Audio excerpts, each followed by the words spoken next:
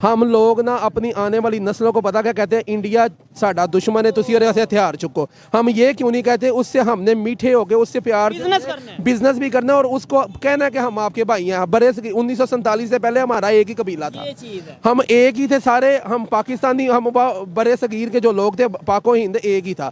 अब जो दुनिया, ये बॉर्डर का जो रास्ता है ना, ये हमने ना खुद बनाया है। हमने इधर ना जो बोना है ना, कल को आने वाली हमारी नस्लों ने वो काटना है। वो कहा वो आजाद हुआ है, ये बर्बाद हुआ है। हाँ।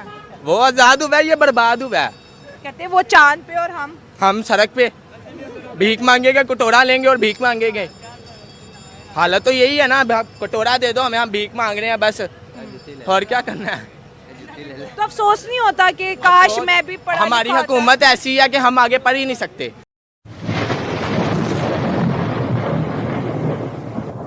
नमस्कार दोस्तों, क्या हाल है। होप करता हूँ कि आप ठीक होंगे और स्वागत करता हूँ आपका हिंदुस्तान डॉट में।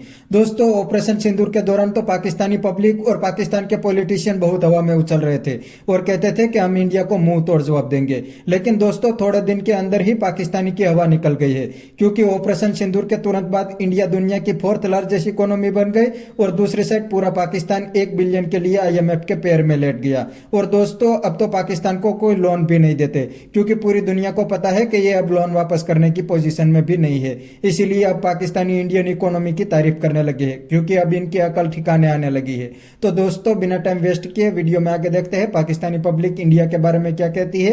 अगर आप नहीं है तो पहले चैनल को सब्सक्राइब कर लीजिए और वीडियो को अंत तक देखें। अगर हम इंडिया की बात करें हमारे साथ पाकिस्तान के साथ, तो वो तो मेरे ख्याल से हमारे से बहुत ज़्यादा बेहतर है। अच्छा। इंडिया वाले वो कैसे बेहतर है? वो ऐसे हैं कि उनकी इकॉनमी देख लें, ठीक है। उनकी IT सेक्टर में चले जाएं। इंडिया के आज से मतलब एक दिन बाद पाकिस्तान से आज़ाद होने वाला मुल्क, आप देखें कि IT के अंदर वो एक मतलब पूरा सिटी डेवलप कर चुका है। ठीक है, ठीक है। ठीक है। उसके बाद वहाँ पे डिजिटल करेंसी की हम बात करते हैं, तो मतलब उनके दिल्ली के अंदर, पूरे दिल्ली में डिजिटल करेंसी चल रही ठीक है। हमारे पाकिस्तान के अंदर उनका मतलब UPI वो हाँ जो डिफरेंट कंट्रीज में ओवरऑल चल रहा है। लेकिन हम लोग अभी हमारा तो ये हाल है कि हम किसी ब्रांड पे भी चले जाना, उन्हें कहें कि जी हमने पे करना ऑनलाइन, नहीं, तो वो कहते हैं नहीं यार हमने नहीं करना, कि स्कैम है। हाँ। ठीक है, स्कैम भी हो सकता है, आप मतलब उस टाइम सेंड कर देंगे बाद में। हाँ। तो ये इंटरनेशनल पॉलिटिक्स नहीं है। ठीक है, आपने कहा कि मैं इंडिया और चाइना की दोस्ती पे बिलीव नहीं करता। देखिए, मोदी साहब जिस पॉडकास्ट में बैठे थे उसको इंटरनेशनली जो है लोग ऑब्जर्व करे थे।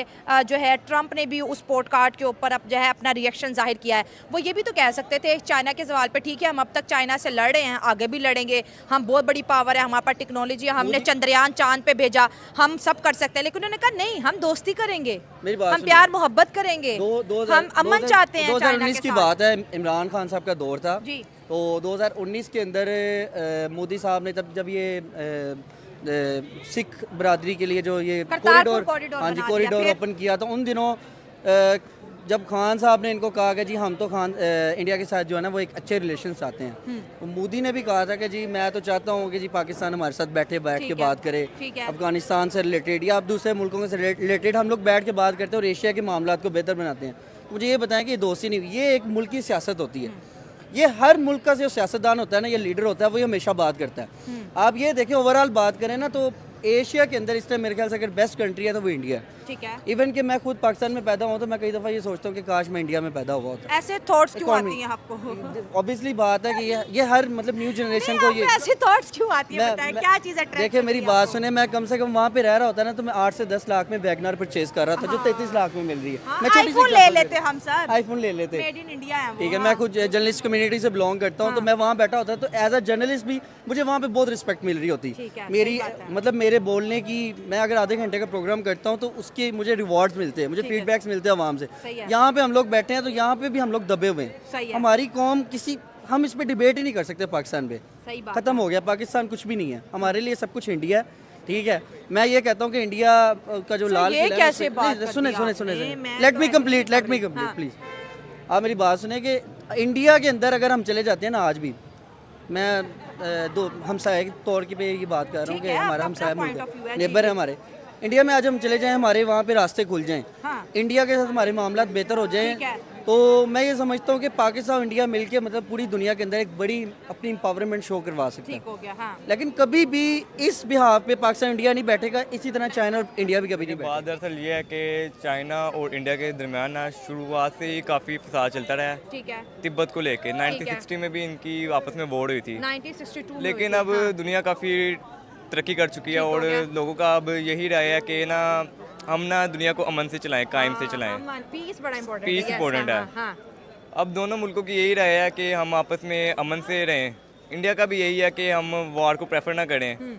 और क्या नाम है, उनके पास जबकि आर्मी भी काफ़ी है, उनके है, पास भी कर काफ़ी सकते हैं न्यूक्लियर जब, पावर हाँ, भी है। हाँ, चाइना ठीक के है। पास भी न्यूक्लियर पावर है, लेकिन अब वो दोनों ममालिक का ये आपस में है कि हम आपस में पीस और अमन से रहें ठीक है। और वार को प्रेफर ना करें। और वॉर को लोग इस वजह से भी नहीं प्रेफर करें, रशिया यूक्रेन की जंग जी, का वो हाल भी आप दुनिया ने देख सकते देखा है कि रशिया बेशक जितना स्ट्रॉन्ग है, जितना पावरफुल है, लेकिन वो यूक्रेन को नहीं खा सका। जी, ऐसे ही इस है। तरह चाइना भी इंडिया को नहीं खा सकता जी। और ना इंडिया पाकिस्तान को कुछ कर सकता है। तो ये एग्रेसिव पॉलिटिक्स अब चेंज हो रही है। लोग जी। कह रहे हैं कि रीजन में पीस चाहिए, प्रोस्पेरिटी चाहिए, तो कोलैबोरेट करना चाहिए।